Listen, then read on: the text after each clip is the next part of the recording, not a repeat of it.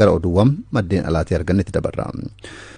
Premier League England morkiin Crystal Palace fi Liverpool walitti fiduu xiyyeeffannoo argateera. Manchester United walitti aansee injifannoo galmeessisuuf Brentford waliin kan morkate yoo ta'u, Manchester City ammoo Burnley waliin taphata. Dilbata Arsenal Newcastle United waliin morkata. Oduu Premier League England Shifarraa Jaambotu dhiyeessa. Liverpool injifannoo harka dhibbaan eegale itti fufuuf Manchester City fi Arsenal morkii waancaa akka hin fagaanne Manchester United bara kana yeroo jalqabaa walitti aansee injifannoo galmeessuuf torbee jaaffaan beellamataniiru. Torbee jaaffaan Premier League England waaree booda sa'aatii 8:30 eegale Manchester United Brentford waliin taphatam. Baruttan darban kilaboota Manchester United qormaata ta'an keessaa tokko kan ta'e Brentford bara kana taphattoota murteessoo sarara fuulduraa dhabe. Brian Mbebon warra The Red Devils Manchester United makameeram kilaba isaa faallaa ta'e yeroo jalqabaaf taphata. Yohani Wiisan gara Newcastle imaleeram. Ruben Amorim jalatti maallaqni baasee fi qabxiin argachaa jiru waliif faallaa kan ta'e Manchester United torbee darbe Chelsea injifatee miira injifannoo gonfateeram. Walitti fufiinsan injifannoo argachuuf Brentford simatam. Brentford taphoota liigichaa 5 darban keessaa tokkoon qofa mo'atee 3 mo'ameeram. Ta'us Manchester United erga bara 2022 goolii 3-1 injifatee taphoota 6 darban Brentford hin mo'anne. Boruu riikordii kana fooyyessuuf Manchester United gara dirree Brentford imalaaf tapha kanaan Casemiro adabbiidhaan hin taphatu. Waaree booda sa'aatii 11 eegalee taphoonni ciccimoon 4 ni taphatamu. Dursaan liigichaaf shaampiyooniin Premier League England Liverpool gara Selhurst Park imalee morkiin Crystal Palace waliin godhu ni eegama. Kilaboota Premier League England keessaa injifannoo harka dhibbaan kan itti fufe Liverpool ammas tilmaama injifannoo argateera. Torbee darbii Merseyside gooliiwwan Gravenberch fi Hugo Ekitikeetiin kan injifate Liverpool waancaa liigii Englandinis injifannoo galmeessee marsaa arfaffaaf darbeera. Sarara fuulduraan filannoo taphattoota ciccimoo kan qabu Zares Liverpool jabina kilabichaaf Dominic Szoboszlai garee Arno Slot keessatti dirree hunda keessatti argamuu fi kubbaa mijeessu hanga goolii galchuu Gravenberch goolii jalqabaa Liverpooliif galchuun akkaawuntii kan banate Alexander Isak torbee kana ni eegamu. Hugo Ekitike kaardii diimaa waancaa liigii England irratti argatee hin taphatu. Kanaaf Isak jalqabarraa seenuuf eegama. Liverpool taphoota 3 darban keessaa tokkoon qofa Crystal Palace mo'ate. Birichi izen kilabicha gadi lakkisuun qormaata Liverpool kana daranuu itti cimsa jedhamee eegama. Addatti morkiin kun kilaboota lamaan bara kana tapha tokkollee osoo hin mo'amin imalaa jiran lamaan walitti fidam. Taphoota birootiin gareen Pep Guardiola leenjuu Manchester City morkii Arsenalin booda Burnley waliin taphatam. The Citizen bayyanachaa jiram erga Brightonin mo'amanii dorgommii hundumaan taphoota arfan hin mo'amne 3 injifatee tokkoon qixa ba'e. Waancaa liigii Englandin taphattoota murteessoof boqonnaa kan kenne Pep Guardiolan Erling Haaland miidhama salphaa mudateef boqonnaa kenneefii ture. Tapha kanaan ni taphataaf eegamaan Phil Foden irra deebiin ga'umsa isaa argateera. Umar Marmoush Abdulkadir Kusanov Ayat Nur Raya Cherkin ammas miidhamarra jiraatanis shaakala hojjetaniiru. Kilaboonni lamaan taphoota 3 darban waliin taphatanii Manchester City giddugalaan goolii 12-1 mo'ate riikardii olaanaa irratti qaba. Chelsea mo'amuu Manchester United isa mudate booda Brighton waliin taphatam. Enzo Marescan tapha sanaan taphattoota hanquudhaan taphatus ga'umsi boqonnaa booda mul'ise fooyyee ture. Joe Pedroon kilaba isaa faallaa ta'e morkiin godhu ni eegama. Robert Sanchez adabbiin hin taphatun. Cole Palmer gadda jijjiiramee yoo ba'u amalli mul'ise Maresca hin mufachiifne miidhama salphaa waan qabuuf isa baafne jedhan. Tottenham ga'umsa Thomas Frank jalatti mul'isaa jiru itti fufuudhaaf Wolves waliin yoo taphatu Sunderland Nottingham Forest Leeds Bournemouth waliin taphatam. It's the better of Murphy. Still going. Leandro Trossard. Dilbata waggaa 21 booda bara kana yeroo kamiyyuu caalaa waancaaf kan abdatame The Gunners Arsenal Newcastle waliin morkiin godhanni eegama. Morkiin kun kilaboota faallaa ta'an lama waliin morkachiisa. Arsenal sarara fuulduraa hanga sarara ittisaatti garee taphattoota ciccimoo qabu yoo ta'u Newcastle sararri fuulduraa isaa qaawweera. Alexander Isak bakka kan bu'e Nick Boltmed goolii tokko galchus bakka Alexander Isak bu'uu hin dandeenye. Yohani Wiisan miidhama qaba. Arsenal ammoo qindoominni garichaa ni hafa jedhamaa jira. Torbee darbe duubaa ka'u Manchester City waliin goolii tokko qixa kan ba'e Arsenal hawwiin shaampiyoonummaadhaaf qaban dursanii ganamummaan Liverpoolin qabxii 5 caalameera. Kun Arteetaaf taphattoota isaaniif yaaddoodha. Bukaayoo Saakaan miidhamarraa deebi'us tapha liigii Ingilaand goolii 2-0 Portugal mo'atan irratti miidhama salphaa mudateen jijjiiramee ba'eera. Mikel Arteetaan durseetuma Bukaayoo Saakaan haalan hin bayyananne jedhen. Newcastle Premier League Ingilaandiin tapha tokkoon qofa injifate. Edehaw garichaa akka bara darbee morkataa gochuuf itti ulfaateera. Goolii 3 galchanii 3 itti galeera. Dubbatumaas Aston Villaan injifannoo Premier League England jalqabaa bara kana argachuudhaaf Fulham waliin taphata. And I said, Max, you've got to be brave, you've got to take chances, and Arsenal did just that.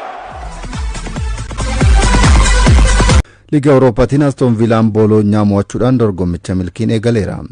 Leenjisaan kilabichaa Unai Emery'n injifannoo Liga Awurooppaan galmeessisan liigichaan itti fufsiisuuf akka karoora qaban dubbataniiru. Abubakar Abdallaa. The Premier League club reached the Champions League quarter-final. Aston Villaan bara kana injifannoo jalqabaa isaa Liigii Awurooppaatiin kaleessa yoo gonfatu Porto, Lyon, Lille fi Stuttgart injifannoodhaan Liigii Awurooppaa eegalaniiru. Kaleessa Villa Parkitti kilaba Seerii A Booloonyaa kan simate Aston Villaan goolii 1-0 mo'ate. Gareen Unai Emery bara kana Premier Leaguein taphoota jalqabaa mo'achuu dadhabuudhaan jalqabbii gadaanaarra jira. Kaleessa garuu Liigii Awurooppaatiin tapha Booloonyaa simateen boqonnaan booda Ole Watkins penaalitii erga balleesseen booda taphataan sarara jidduu Maakkiin goolii injifannoo galcheen 1-0 mo'ate. Rodgers couldn't get connection. McGinn does!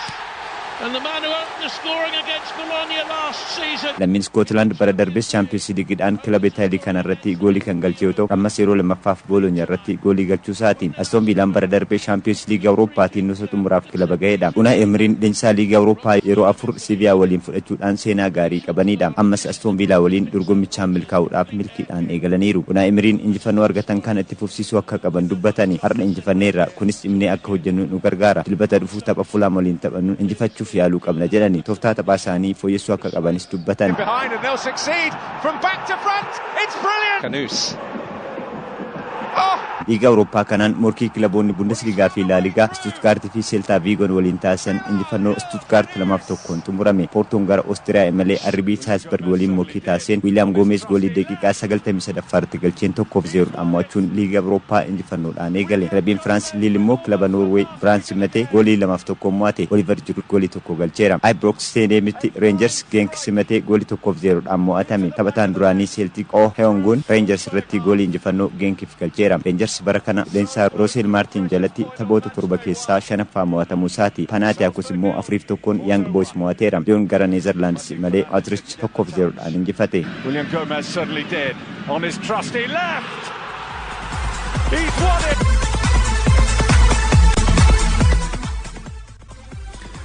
Barcelonaan injifannoo sadaffaa walitti aansuun galmeessisuun garaagarummaa dursaa liigichaa Real Madrid waliin qabu dhiphiseera.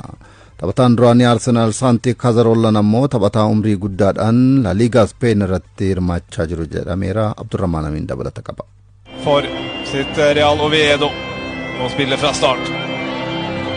La Liga Spain torbee jahaffaan kaleessa Barcelonaan morkataa isaa Real Oviedo injifachuun garaagarummaa qabxii 5 Real Madrid waliin qabu gara lamaatti dhibbise. Tapha kanaan Barcelonaan dogongora goolii eegaa isaa Juan Garciaatiin gooliin itti galuun durfamaa ture. Boodarra goolii 3 galchuun injifate. Taphataan sarara jidduu Real Oviedo Alberto Reina goolii daqiiqaa 33 irratti galcheen kilaba isaa dursa qabachiise. Taphni boqonnaa dura goolii 1-0 dursummaa Real Oviedotiin yoo goolabamu boqonnaa deebii Barcelonaan goolii Eric Garcia, Robert Lewandowski fi Ronaldo Araujo'n galchaniin 3-1 injifate. Ergisaan Manchester United irraa Barcelonaaf taphachaa kan jiru Marcus Rashford tapha kaleessaa kanaan gooliin tokko akka galuuf haala yoo mijeessu taphoota 4 kilabichaaf taphateen goolii 5 keessatti hirmaachuun ga'umsa fooyyeen imalaa jira. Taphoota 6 taphateen kan hin mo'amin Barcelonaan tapha tokko qofa qixa bahuun qabxii 16 Real Madrid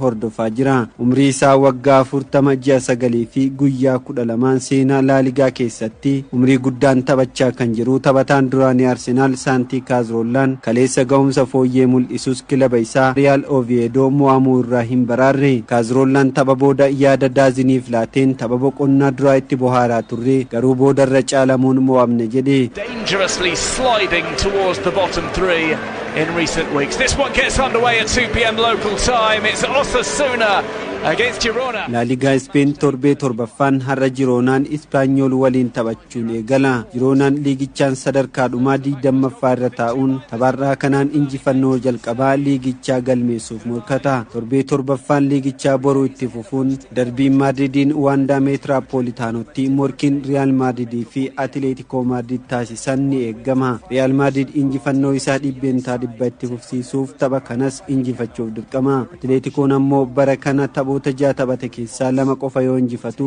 qabxii 9 sadarkaa 9ffaa irra taa'ee Real Madrid qabxii 9 isarraa fagaatee liigicha dursaa jiru waliin taphata. Ga'umsa yerootiinis Madrid taphoota bara kana taphate hundaa yoo injifatu Atleticoon ammoo dorgommii hundaanuu taphoota 2 qofa injifachuun ga'umsa walii faallaa irratti argamu. Seenaa keessatti kilaboonni lamaan taphoota walii galaa 85 yoo waliin morkatan inni kun 86ffaadha. Taphoota kanneen keessaa Real Madrid 44 Atletico Madrid 15 injifachuun taphoota 26 ammoo qixaan xumuranii. Taphichi boru sa'aatii 11 fi daqiiqaa 15 irraa eegaluun taphatama. Boruma Hetaafeen Levante, Athletic Bilbao'n Villarreal, Mallorcaan Alaves waliin taphatu. Dilbata Barcelona Real Sociedad, Rayo Vallecano'n Sevilla, Elchen Celta Vigo, Real Betis Osasuna waliin yoo taphatan, wixata Valenciaan Real Oviedo waliin taphachuun torbee torbaffaan liigichaa goolabama. Liigicha Real Madrid qabxii 18 yoo dursu Barcelonaan 16 itti aana. Around the back of him, here is Kylian Mbappé, pulls it back at Güler!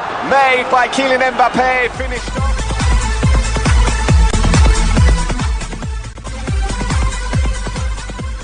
Sergio Busquets dhuma bara 2025 booda kubbaa miilaa taphachuu dhaabuuf akka murteessee himeera. Taphataan duraanii Barcelona fi lammii Spain Sergio Busquets bara 2023 galuun kilaba Ameerikaa Major League Soccer Inter Miamiif taphachaa jira. Ta'us taphataan ganna 37 kun xumura bara dorgommii liigichaa 2025 booda kubbaa miilaa taphachuuf dhiisuuf akka murteessee himeera. Wancaa La Liga Spain 9 wancaa Champions League kilaboota Awurooppaa 3 dabalatee wancaawwan 34 milkeeffateera. Garee biyyaalessa Spainiif taphoota 143 kan taphate yoo ta'u wancaa addunyaa fi wancaa Awurooppaa tokko argateera.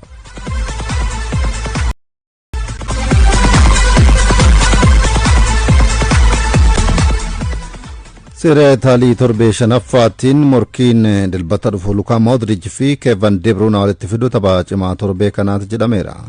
Boru Juventus Atlanta waliin dilbata ammoo AC Milan Napoli waliin ni morkatu. Abbabaa Lamayyoo dabalata qaba. Zappa Costa in support. Lookman only has eyes for goal and it is 4 for Atalanta. Serie Italii bara dorgommii kanaan hanga torbee afuraffaatti Napoli qofatu taphoota walitti aansee morkattoota isaa injifate. Napoli, Juventus, Atalanta fi Cremonese kilaboota liigichaan hanga ammaatti hin mo'amne. Serie Italii bara kanaan kilaboonni sadarkaa 15ffaa hanga 20ffaa irratti argaman hanga ammaatti hin injifanne. Firing it across and Jonathan David has his goal. Torbee shanaffaa liigichaan boru Juventus, Atalanta, Cagliariin, Inter Milan, Comoon, Cremonese simatu. Igor Tudoriin kan leenjoo Juventus taphoota 2 darbee Champions League Europa fi Serie Italiin injifachuu hin dandeenye. Taphoota lachuu Borussia Dortmund fi Hellas Verona waliin qixa bahe. Atalantaan Champions League Europaan PSG'n goolii 4-0 erga mo'atamee booda torbee darbee liigichaan Torino 3-0 mo'achuun gara injifannootti deebi'e. Taphoota Serie Italii bara darbee dabalatee Juventus taphoota 9, Atalantaan ammoo taphoota 10 darban osoo hin mo'amin imalaa jiru. Leenjisaan Atalantaa Ivan Juric fi kan Juventus Igor Tudor taphoota 3 kan dura waliin morkatanii Juric 2 injifachuun tokkoon qixa bahuun olaantummaa qabu. Bara dorgommichaan kan hin mo'amne Juventus fi Atalantaan sadarkaa 2ffaa fi 5ffaa irratti argamuun waliin morkatu. Juventus taphoota liigichaa 4 keessaa 3 injifatee tokkoon qixa bahe. Qabxii 10 walitti qabachuun dursaa liigichaa Napoliidhaan qabxii 2 caalamee lammaffaarra jira. Morkii boruun Juventus injifannaan hanga Napoliin taphatutti garaagarummaa qabxii tokkoon carraa dursummaa liigichaa argata. Atalantaan yoo injifate ammoo qabxii isaa 11 gaachuun sadarkaa isaa 5ffaa gara lammaffaatti fooyyeffata. That's found Sucic and now it's Di Marco. bara darbe garaagarummaa qabxii tokkoon waancaa liigichaa kan dhabe Inter Milaan bara kana jalqabbiin isaa gaarii miti. Taphoota 4 morkateen 2 injifachuun 2 mo'ame. Inter gamanummaan dursaa liigichaa Naapoliin qabxii 6 caalamee qabxii 10 sadarkaa 10ffaadha. Inter Milaan taphoota 2 darbee walitti aansee injifate. Champions League Awurooppaan Ajax goolii 2-0 Seeriyeetiliin Saassuloo 2-0 injifachuun gara injifannootti deebi'e. Dilbata situufuun Saassuloon Udinezee Roomaan Helaas Veeroonaa Liicheen Boolonyaa AC Milaan Naapolii waliin taphatu. Taphni AC Milaan fi Naapolii tapha cimaa torbee kanaati. Naapoliin injifannoon itti ufuuf AC Milaan garaagarummaa Naapolii waliin qabu dhiphisuuf morkiin taasisan eegama. Shaampiyoonii liigichaa Naapoliin taphoota Seeriyeetilii 4 walitti aansee injifate. AC Milaan tapha torbee jalqabaan erga mo'amee booda taphoota 3 darbee liigichaan walitti aansee injifate. AC Milaan torbee jalqabaan erga mo'amee booda taphoota 3 darbee walitti aansee injifachuun qabxii 9 sadarkaa 3ffaarratti argama. Gama AC Milaanii Luka Modric Naapoliirraa Kevin De Bruyne sarara gidduu irratti ga'umsi mul'isan xiyyeeffannoo argate. Taphataan duraanii Manchester City Kevin De Bruyne liigichaan taphoota 4 goolii 2 Naapoliif galche. Taphataan AC Milaan Rafael Leao miidhamarraa bayyanachuun taphattoota waliin shaakala akka eegale kan gabaasan miidiyaaleen Itilii tapha murteessaa kanaaf ga'uu akka malus eeraniiru. Spinazzola. It's done well here. Spinazzola! Through the crowd it goes, into the corner from Spinazzola. Odeeffannoo keenya xumuraatiin taphataan sarara ittisaa Liverpool Giovanni Leoniin miidhamaa isa mudateen waggaa tokkoof gara taphaatti akka hin deebine leenjisaan kilabichaa Arne Slot himaniiru. Taphataan umrii 18 kun tapha Karabaa'oo England kibxata darbee Southampton mo'atan irratti daqiiqaa 81 irratti miidhameetoo dirree bahee hagayya darbee Palmerraa ergisaadhaan gara Liverpool dhufuun isaa ni beekama.